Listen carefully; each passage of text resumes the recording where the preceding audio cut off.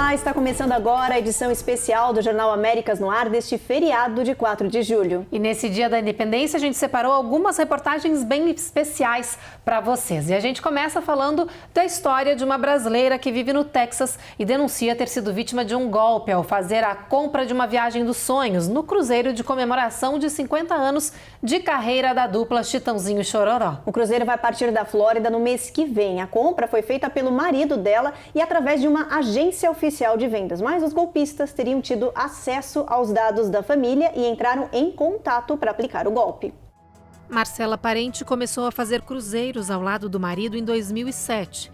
Hoje, os dois filhos acompanham as aventuras que a família ama. Neste ano, o marido da Marcela comprou mais uma viagem especial.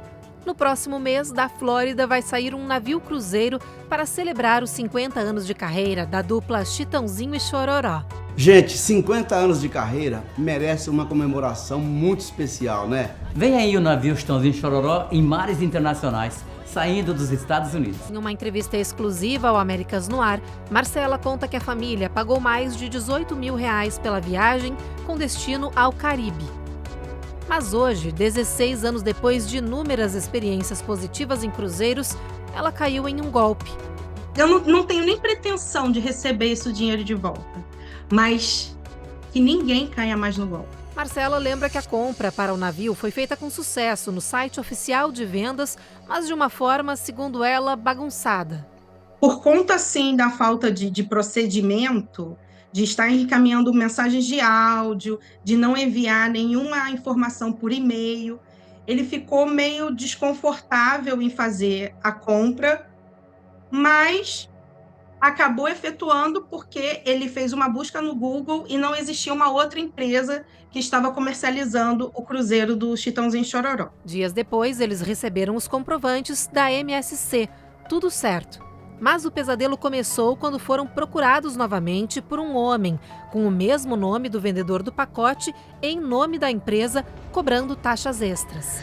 Porém, aqui na aba da sua reserva está constando que não foram recebidas 2 taxas de serviço em embarque. Só foram pagas 2 taxas de serviço em embarque quando você fechou a cabine.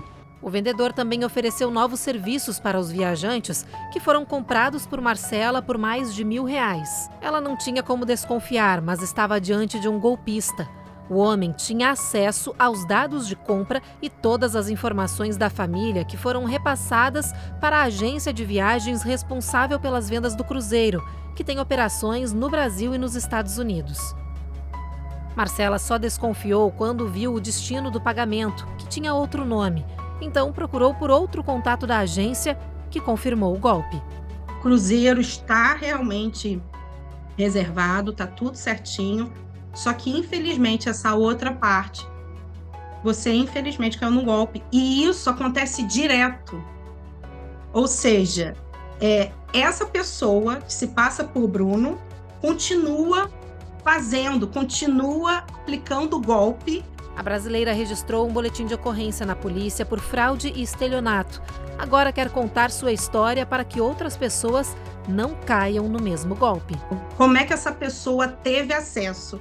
Que nós compramos o camarote, se apresentando com o mesmo nome, porque se fosse um outro nome, se fosse algum outro camarote, eu tentei até entrar em contato, procurei em site da Polícia Federal para estar denunciando, porque o negócio é muito maior do que a gente imagina. Graças às câmeras de segurança instaladas por moradores há cerca de um ano, a polícia de Oakland pôde divulgar hoje a imagem do homem e da mulher acusados de matar o brasileiro Matheus Martins Gaido, de 27 anos. As autoridades oferecem uma recompensa de $10 mil para quem tiver informações sobre o paradeiro dos procurados.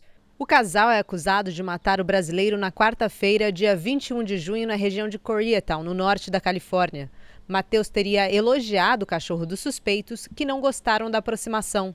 Na hora do disparo, a vítima estava jogando videogame pelo celular com um amigo, que ouviu suas últimas palavras: "Eu levei um tiro".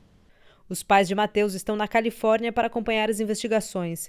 De acordo com o pai do jovem, todos os procedimentos legais estão transcorrendo de forma normal e a expectativa é que até sábado o corpo já esteja liberado para o serviço de traslado ao Brasil.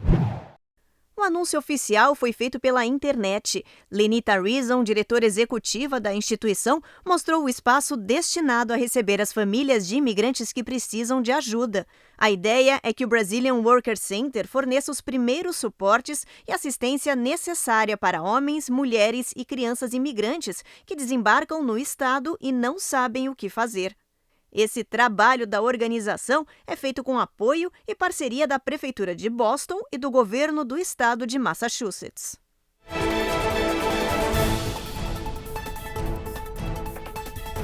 Américas no Ar. Oferecimento Rejuve Shep. Melhore agora sua qualidade de vida. Perm Shield. Precisando construir ou reformar seu ambiente? Temos o piso ideal para você. Acesse permshield.com.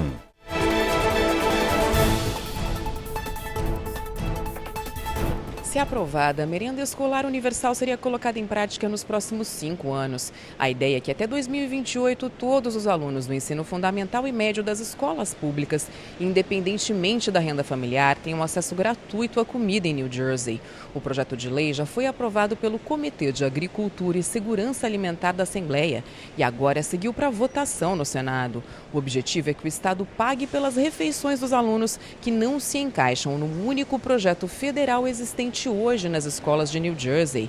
Atualmente, apenas crianças e adolescentes de 5 a 18 anos de baixa renda têm acesso a essa refeição sem custo ou com o preço reduzido. A pressa em aprovar esse projeto é baseada em um estudo que apontou que mais da metade dos 1,4 milhão de alunos do estado depende do Programa Nacional para garantir o almoço. Se o projeto de lei for aprovado, New Jersey vai se juntar a outras 6 regiões que já permitem o almoço gratuito universal: Califórnia, Colorado, Maine, Minnesota, Vermont e Novo México. Essa legislação, se aprovada, tem um papel muito importante na consolidação das políticas públicas de segurança alimentar, pois tem um papel efetivo de combater a insegurança alimentar, mas, por outro lado, também promover uma grande ação de educação alimentar e acesso a uma alimentação saudável, que tem um efeito direto no combate à obesidade infantil e também às doenças crônicas não transmissíveis.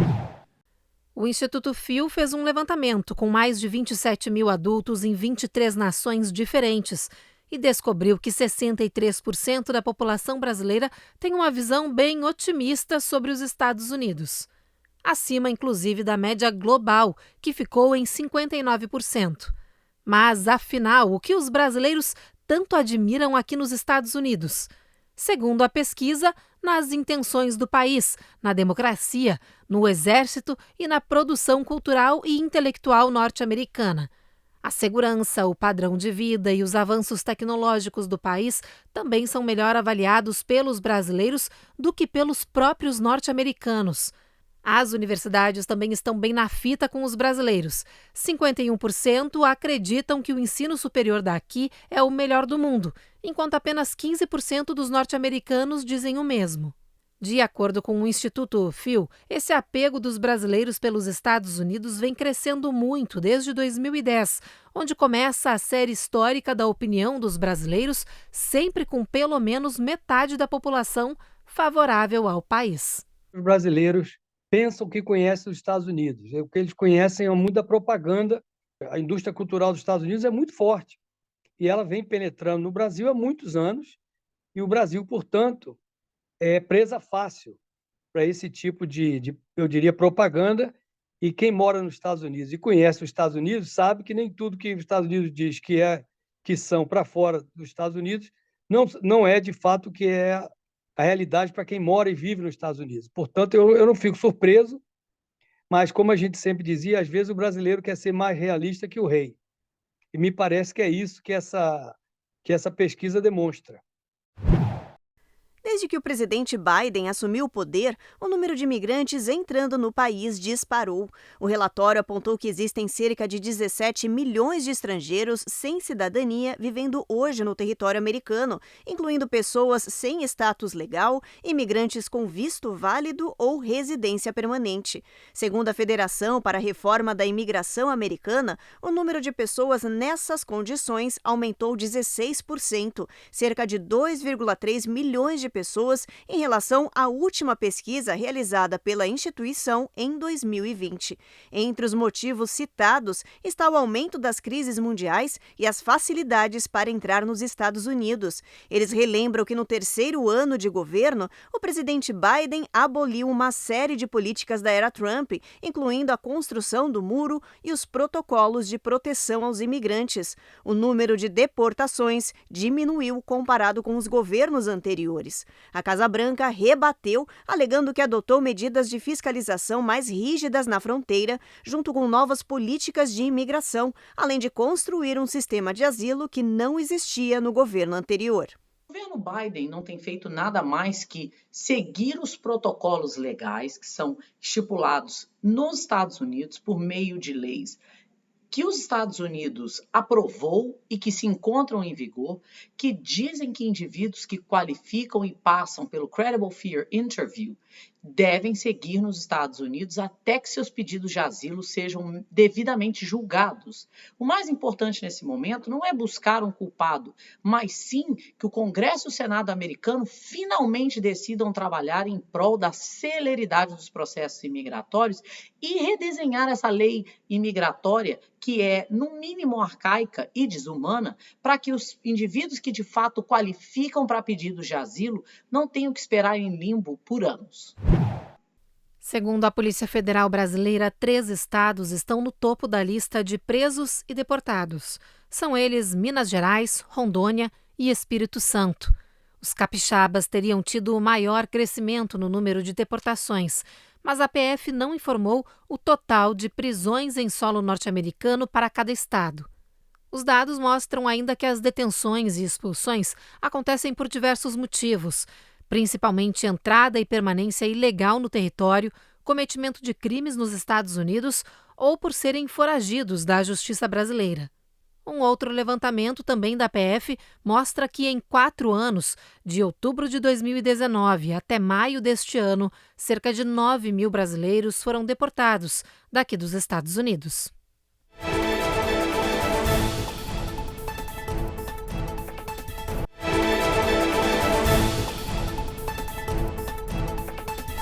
O estudo da Pew Research mostra que as mulheres continuam recebendo em média cerca de 82 centavos para cada dólar que o homem ganha. O ensino superior, a experiência no trabalho, as novas oportunidades ajudaram a reduzir a disparidade salarial entre gêneros desde 1982. Mas mesmo com muitas mulheres superando os adversários masculinos em termos de escolaridade e outras qualificações, elas ainda ganham menos do que eles. Nos últimos 20 anos, o salário feminino aumentou apenas 17 centavos. Passou de 65 para 82 centavos por cada dólar pago aos homens. Este aumento estagnou em 2002. A pesquisa aponta que parte do problema está nas mulheres que aceitam ocupar posições com pagamentos mais baixos, o que incentiva essa diferença salarial no mercado. Outro problema é raça e etnia. A Pew destacou que as mulheres negras ganharam no ano passado 70% do que os homens brancos. Para as mulheres brancas, a diferença foi menor, 83%. Já as mulheres asiáticas estavam mais próximas da paridade, com 93%. Os golpistas estão usando o nome do mercado Boca Brasil Supermarket. Por telefone e falando em português, os criminosos dizem para os clientes que eles ganharam um cupom de desconto de 40% nas compras. Mas para receber o brinde que é falso, é preciso liberar o Instagram. Eles indicam o passo a passo por telefone para ter o livre acesso à conta do aplicativo e roubar dinheiro. O mercado informou que teve a conta oficial clonada por hackers e que assim eles estão confundindo os clientes tanto por rede social como o WhatsApp. Fica então o alerta. Bombeiros lutaram por horas para combater o fogo que se alastrou por este condomínio de Sandy Springs, na Geórgia.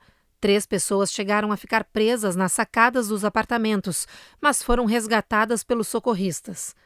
De acordo com as autoridades, ninguém morreu ou se feriu na tragédia, mas mais de 40 moradores estão agora sem ter para onde ir. Entre eles, a brasileira Marcela Costa Alves, que além de perder todos os seus pertences, teve seu cachorro, Blue, morto na tragédia. Amigos da brasileira se uniram para criar uma vaquinha online para arrecadar fundos a fim de ajudar nesse recomeço. Segundo uma investigação preliminar dos bombeiros, o condomínio tinha várias violações de segurança. Não existiam sprinklers ou extintores, por exemplo, e os detectores de fumaça não estavam funcionando. A uma televisão local, esta moradora disse que os residentes só saíram ilesos porque sentiram o cheiro da fumaça e conseguiram escapar a tempo. The only thing that alerted us was we smelled smoke. And that was it. If it wasn't for that, we would not have made it out.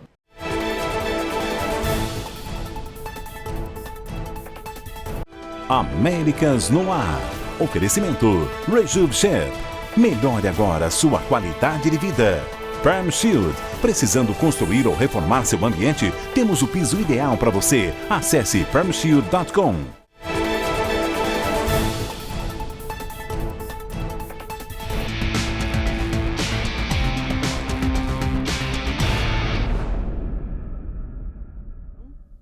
O asteroide 1999 AP20 ganhou o nome Anderson Ribeiro. Os cientistas da Conferência Internacional sobre Asteroides, Cometas e Meteoros reconheceram o trabalho de Anderson Ribeiro, dedicado ao estudo desses corpos celestes no universo. Ele é professor no Centro Universitário Geraldo de Biasi, no Rio de Janeiro, e doutor em astronomia pelo Observatório Nacional.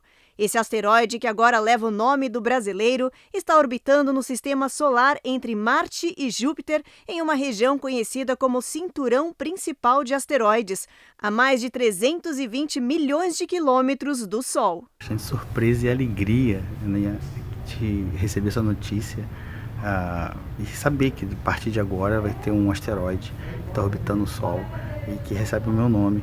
31412 Anderson Ribeiro. Traz muito orgulho, né, esse reconhecimento de uma carreira dedicada ao estudo dos asteroides, e é uma contribuição feita com tanto esforço daqui do Brasil, podendo mostrar para o mundo que a gente consegue contribuir e avançar a ciência e entendimento do sistema solar, por consequência da nossa origem, né? Então foi muito surpreendente, muito feliz esse momento da minha carreira.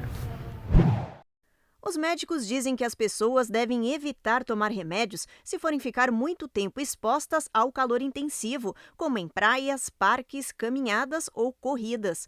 Ao contrário do que muita gente pensa, esse alerta é para remédios comuns que no sol podem sofrer interação. Isso inclui analgésicos, anti-inflamatórios, descongestionantes, antialérgicos, laxantes, diuréticos e até suplementos como a vitamina B6, por exemplo.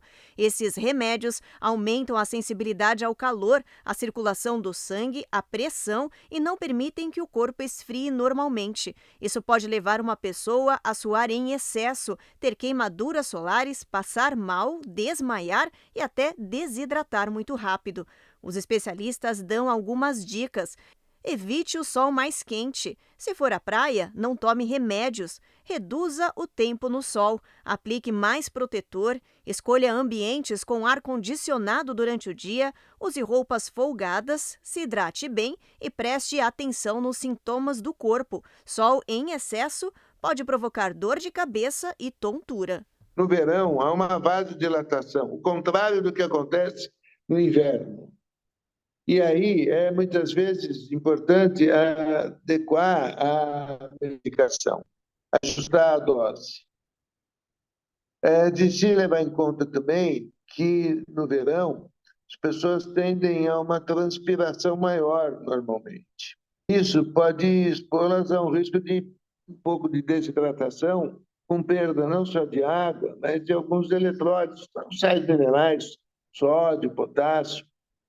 Então, é preciso que as pessoas, principalmente que estejam em algum tipo de tratamento, visitem o seu médico e obtenham alguma orientação, alguma recomendação adicional.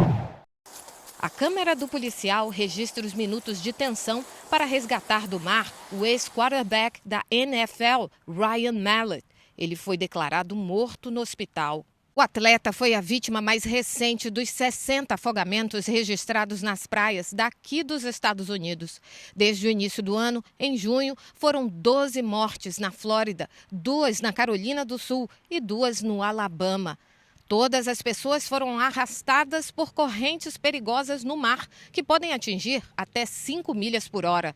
Mesmo os nadadores mais experientes não conseguem se livrar. Saber nadar não quer dizer que você vai conseguir sair de uma corrente de retorno.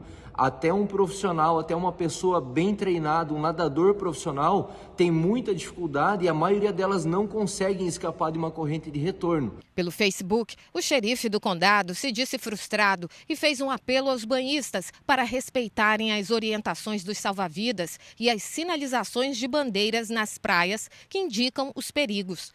No ano passado, 262 milhões de pessoas aproveitaram as férias de verão nas praias americanas, mas cerca de 53 mil tiveram que ser resgatadas. Muitas pessoas recebem o alerta do salva-vidas lá, o pessoal toca o apito para sair da água, diz para não entrar e a galera acaba às vezes achando que é bobagem, que não tem risco nenhum, e nesse momento que acontece a tragédia pior.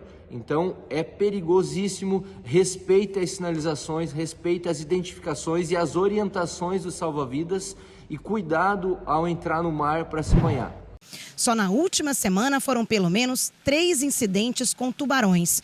Uma menina de 12 anos foi atacada por um tubarão na praia de Cocoa Beach. Ela conseguiu se salvar, mas levou 50 pontos na coxa. Na mesma semana, uma mulher estava a cerca de 40 milhas da costa da Flórida quando sentiu alguns toques no fundo da sua prancha. O marido percebeu que atrás dela havia uma barbatana de tubarão. Ele conseguiu orientar e manter a esposa calma até ela encostar no barco onde ele estava. Em 2022, os Estados Unidos registraram 41 mordidas de tubarão não provocadas. Só que na Flórida foram 16 casos. O estado já ganhou o título de capital mundial das mordidas de tubarão. Em Nova York, onde ocorreram 8 ataques no ano passado, há 18 drones em patrulha para tentar evitar mais ataques de tubarão neste verão. As autoridades alertam que residentes e turistas que visitam as praias estejam atentos aos indicadores de riscos de tubarões no mar.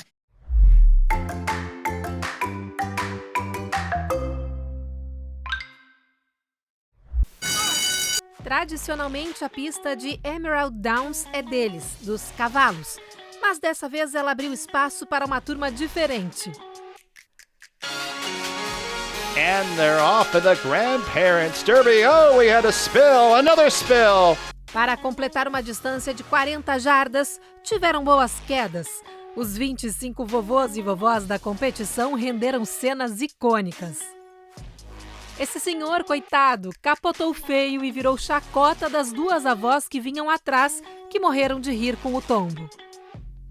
Olha só essa queda em câmera lenta. O vovô literalmente beijou o chão de terra. Tadinho. E na sequência, esse outro de blusa azul também caiu feio. O vencedor foi Steve Butler, que disse que não participava de uma corrida há 50 anos, desde que jogou futebol na escola. A corrida de avós fez tanto sucesso em Washington que agora se junta a outras corridas malucas já tradicionais, como a dos bebês ainda nas fraldas, Babies away. Ou dos cachorros da raça Corgi, com suas patinhas curtas. Corgis away. Mas a corrida que faz mais sucesso nessa pista é essa. And they're off. É o T-Rex Derby, que anualmente reúne 150 competidores que se vestem com fantasias infláveis e, claro, geram imagens engraçadíssimas em uma corrida totalmente inusitada. Sexy Rexy, Dino, Sexy Rexy! Bom, e se você está preocupado com os vovôs que rolaram na terra na corrida do Grandpa e Grandma, fica tranquilo. Todo mundo ficou bem, ninguém se machucou. Talvez, graças à energia interminável dos netos, estava todo mundo em boa forma.